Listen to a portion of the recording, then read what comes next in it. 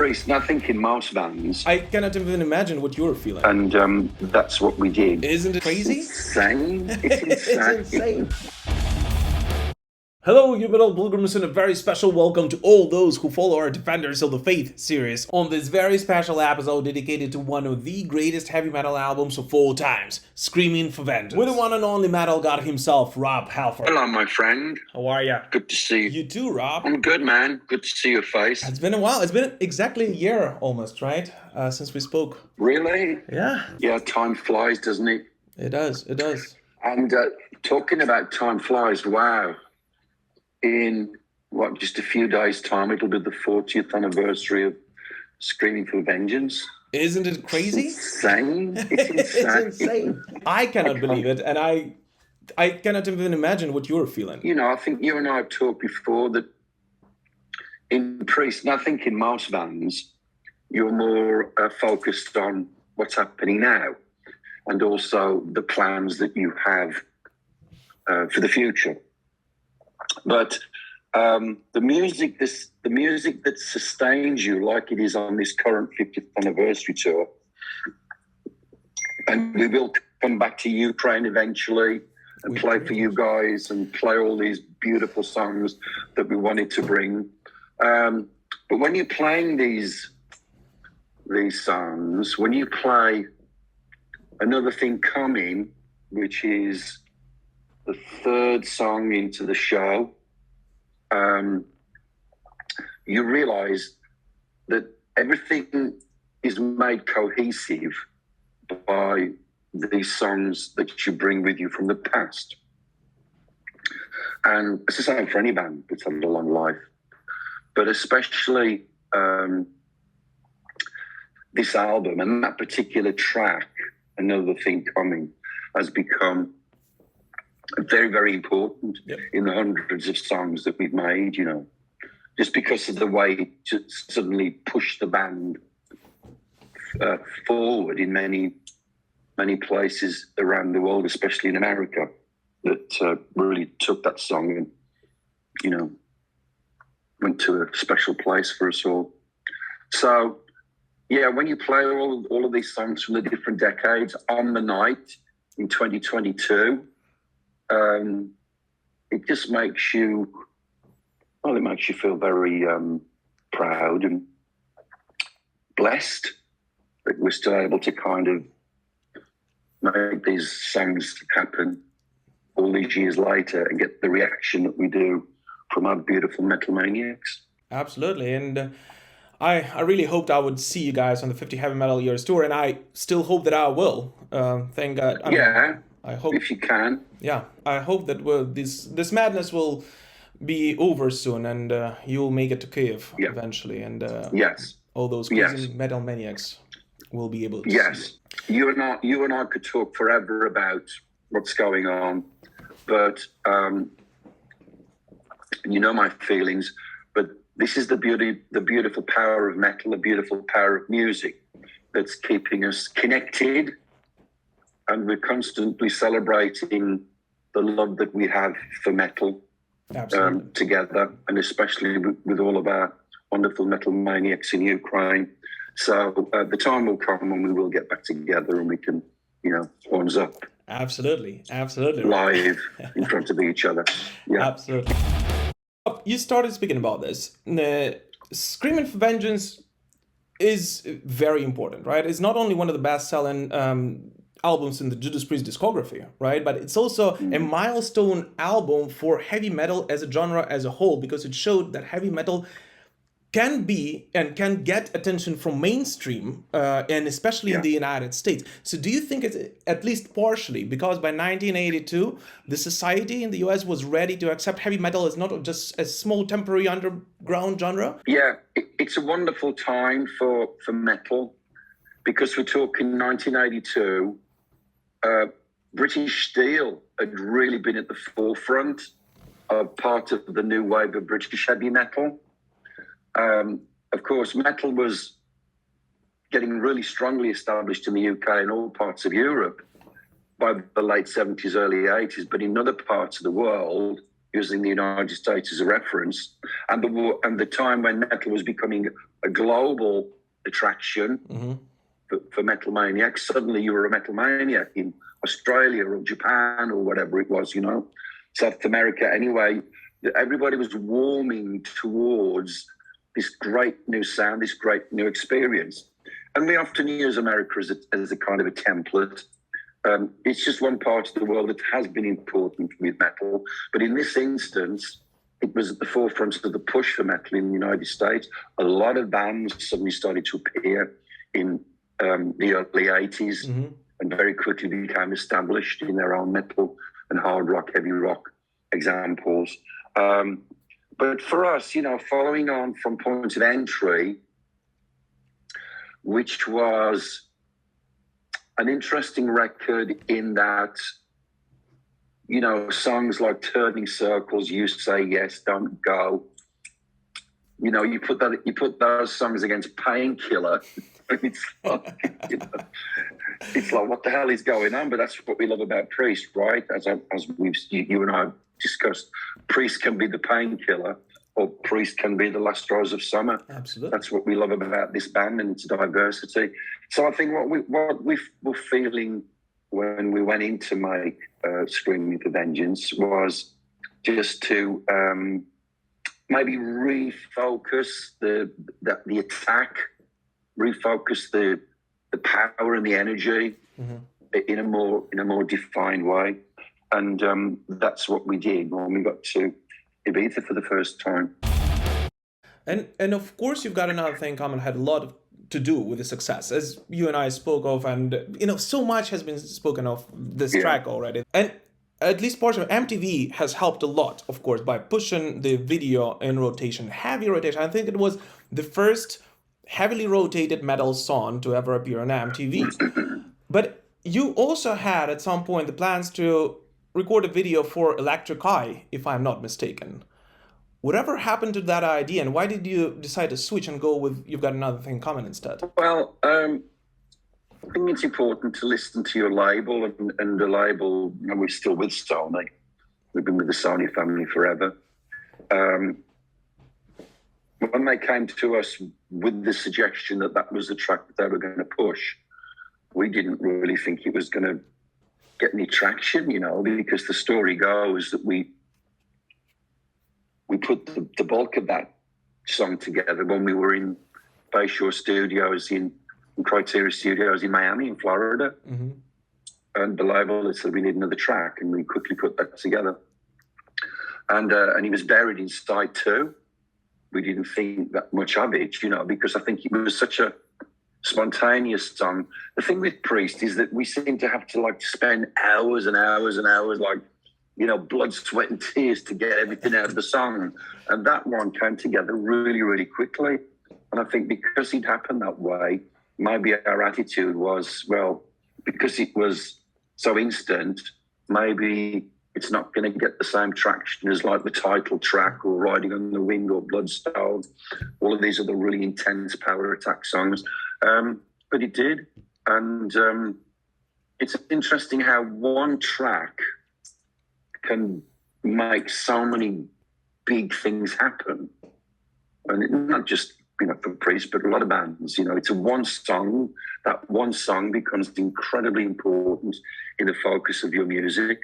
And of course, it spread not just from America, but around the world. Everybody was drawn towards the reaction to that song.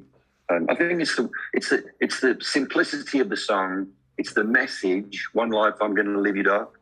You know, You've Got Another Thing Coming. It's a really defiant song. It's a really strong song about self-empowerment, self-belief. You know, destiny, fighting for what you believe in, and all of these really important human attributes. So, yeah, if you really look into the song, it has so much going for it that kind of went over our heads. I mean, I was writing the lyrics, and the lyrics came pretty quickly as well, as I vaguely recall. But, yeah, it's an important track within the big famosity of Screaming for Vengeance. Absolutely, and it's very important even to me, for example, today in 2022, and to a lot of other people. And I think in around 1983, Glenn said that you had 4 or 5 more songs that never made it on Screaming for Vengeance. I assume Fight for Your Life was one of them that later on was remade, for Defenders of the Faith. But somewhere deep in the Judas Priest dungeons, do you still think you have those recordings, and will we ever be able to hear them possibly?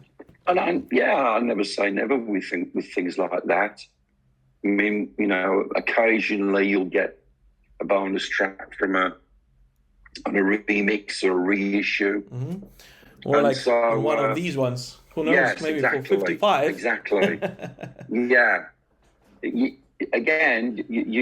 kind of lose track of what you have, especially songs that are in your own mind completely incomplete. They need more work. Mm-hmm. But I think we're in today's world more than ever, because music has become.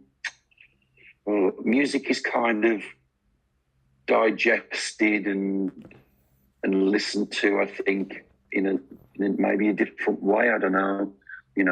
We've come such a long way from rock and roller.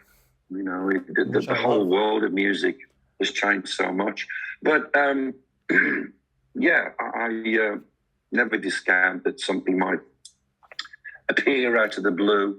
Never can tell with this band. When we're talking about, World Vengeance Tour, the tour on which you embarked after the release of Screaming for Vengeance, on that tour, you performed your first ever headline show, first of not too many, we all know why, at Madison Square Garden in New York. We all know what happened next time you performed there. MSG got pretty much destroyed. But even on that show, I remember Scott Ian of Anthrax once, stated that even then, he couldn't believe what was going on. It was complete madness, and just the crowd went crazy. So what did you feel when playing in front of a sold-out venue like Madison Square Garden for the very first time? Do you recall those feelings? Yeah. Just because of what it represents, the building is very famous in New York City for lots of different special nights, whether it's music or boxing or Frank Sinatra or, sports.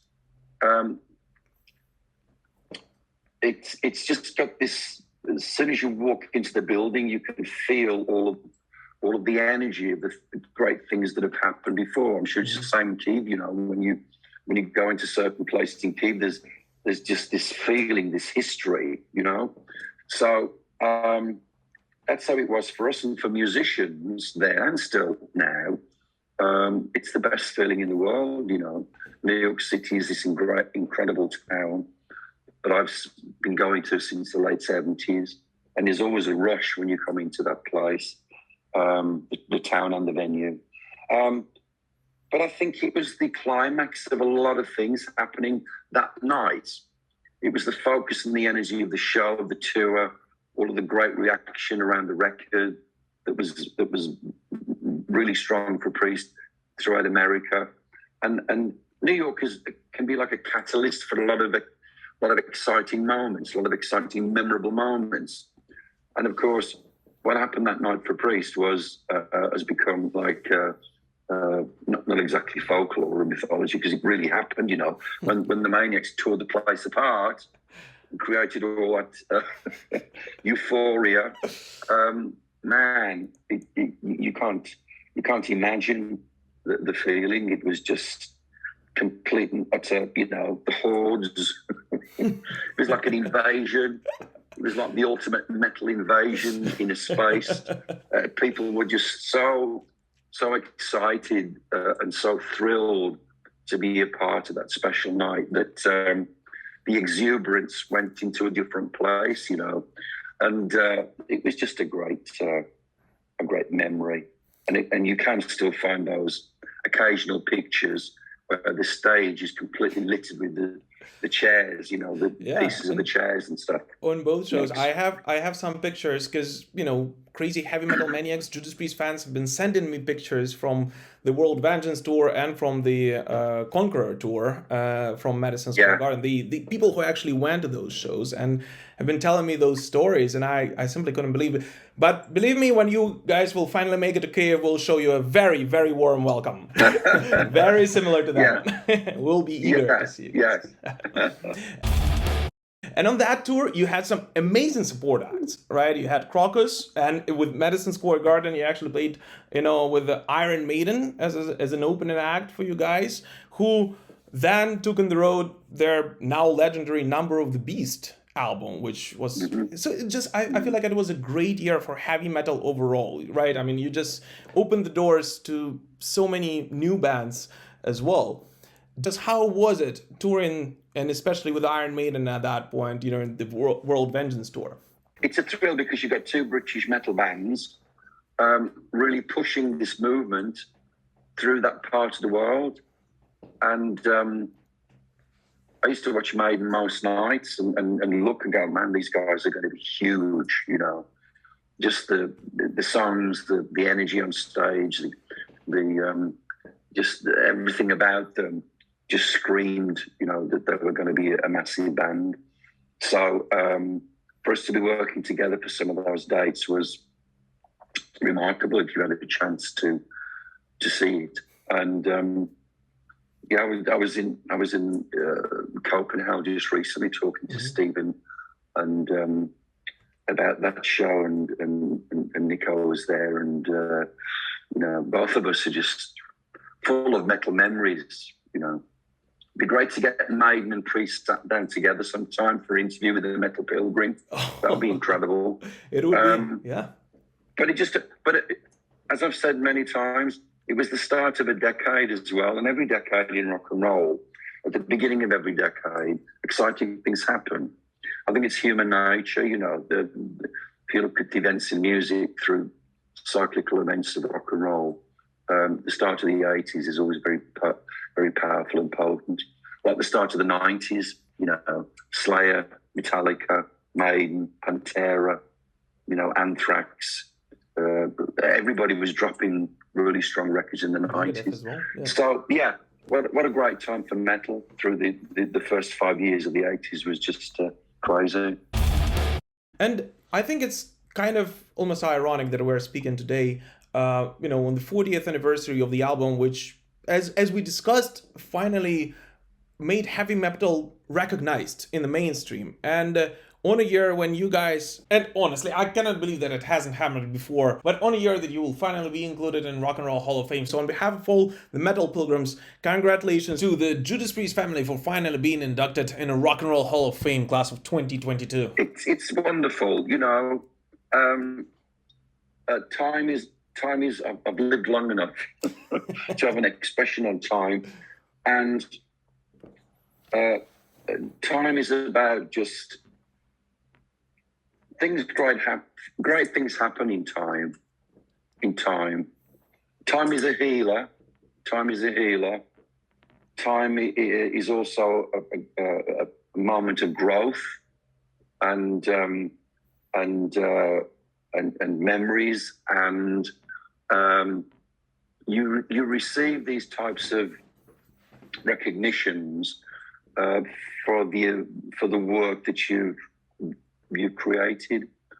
And as we've said many times, this is just a wonderful moment for not only Priest but for heavy metal in general, in that building, in that Rock and Roll Hall of Fame experience.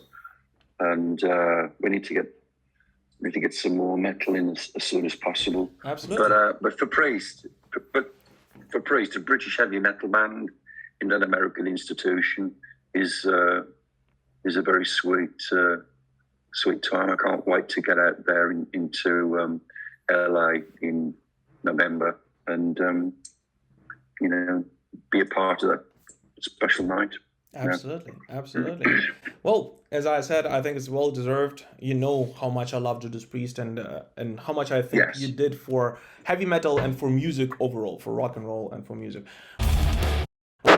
I can be speaking forever with you, but I promise you and Jane that we'll stick to 15-20 minutes because you're on the road. Yes, I have three or four more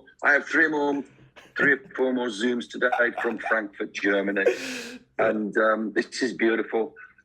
Thank you, my friend, for everything that you're doing for metal, not only in Ukraine, Slav Ukraine, but for Priest especially. And I can't wait to see you at some point we'll get together and we'll talk about more heavy metal. Thank you so much, Rob Halford, everyone. Thank you, Rob. It was a pleasure to talk to you as always. Thank you. Love to you and your family. Thank you. And I'll see you soon, my friend. Yeah, thank you. Stay strong. Thank you. Thank you, my friend.